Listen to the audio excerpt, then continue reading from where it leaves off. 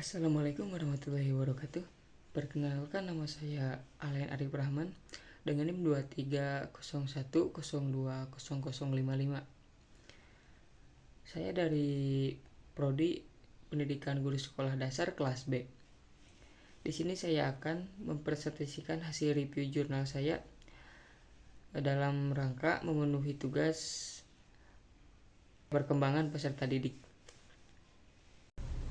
Nah, untuk judul yang saya bawakan adalah hambatan, kemudian solusi dan harapan pembelajaran daring selama masa pandemi COVID-19 oleh guru sekolah dasar.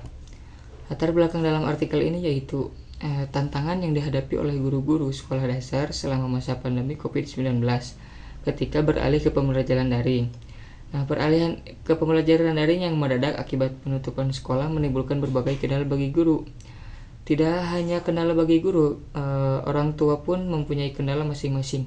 Guru mempunyai kendala dalam hal mengajarkan pelajaran yang seharusnya bisa tatap muka dan mendadak harus tidak sekolah dalam artian dalam jaringan, yaitu melewati Zoom atau aplikasi yang lain. Nah, hal itulah yang menjadi tantangan seorang guru, bagaimana caranya supaya murid-murid itu belajar dan paham akan materi itu. Nah, kemudian kendala untuk orang tua yaitu harus paham tentang teknologi, sedangkan orang tua tidak tahu apa-apa sebelum adanya COVID-19. Harus tahu bagaimana aplikasi ini digunakan, dan murid juga sama, harus mempelajari bagaimana caranya supaya contoh mengakses aplikasi ini harus dengan cara tertentu agar bisa terbuka. Nah, tujuan itu untuk tidak lain membuka pelajaran-pelajaran dari guru. Nah, kemudian untuk tujuan penelitian yaitu mengidentifikasi masalah. Penelitian ini bertujuan untuk mengetahui tantangan yang dihadapi oleh guru-guru sekolah dasar selama masa pandemi COVID-19 ketika bertransisi ke pembelajaran daring. Nah, kemudian mengeksplorasi solusi. Nah, penelitian ini berusaha untuk menyelidiki bagaimana guru-guru sekolah dasar di Kabupaten Bantul mengatasi masalah yang terkait dengan pembelajaran daring selama pandemi. Untuk yang terakhir yaitu memahami ekspektasi. Nah, studi ini bertujuan untuk mengungkap ekspektasi dan harapan guru-guru sekolah dasar terkait efektivitas pembelajaran daring dalam mencapai tujuan pendidikan, meskipun ada gangguan yang disebabkan oleh COVID-19.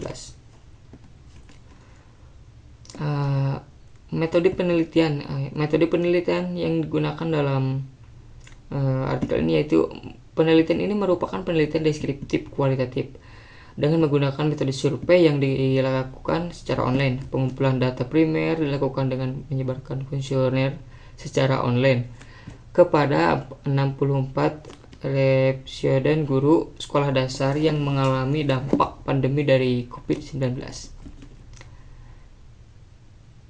Nah, untuk hasil penelitian dalam artikel ini yaitu orang tua harus menambah waktu untuk mendampingi anaknya. Sedangkan dari segi guru menjadi melek teknologi dan dituntut untuk belajar banyak hal. Kasusnya pembelajaran berbasis daring. Sistem pembelajaran daring ini dapat dijadikan sebagai model dalam melakukan pembelajaran selanjutnya. Nah, untuk sebenarnya ada dampak positif dari pembelajaran daring tersebut, dari kasus COVID-19 tersebut. Kita itu menjadi lebih melek terhadap teknologi, menggunakan gadget dengan semestinya untuk pembelajaran. Namun di sisi positif tersebut pasti dapat mempunyai dampak negatif tertentu. Ya, hal tersebut terjadi karena bagaimana individu tersebut menggunakan teknologi itu tersendiri, karena teknologi itu semacam dua buah mata pisau, yaitu bisa digunakan untuk kita bertahan hidup atau bisa digunakan untuk kita mengakhiri hidup. Itu yang bisa saya tangkap ya.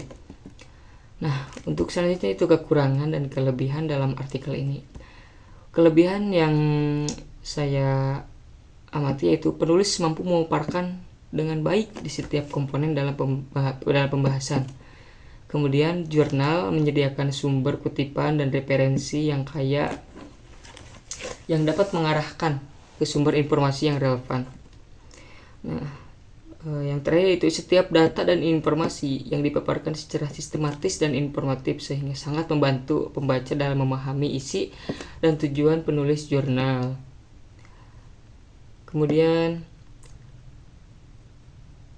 kekurangan dari jurnal ini yaitu jurnal tidak kebal terhadap kesalahan dan pembaca harus secara kritis mengevaluasi konten untuk keakuratannya. Kita harus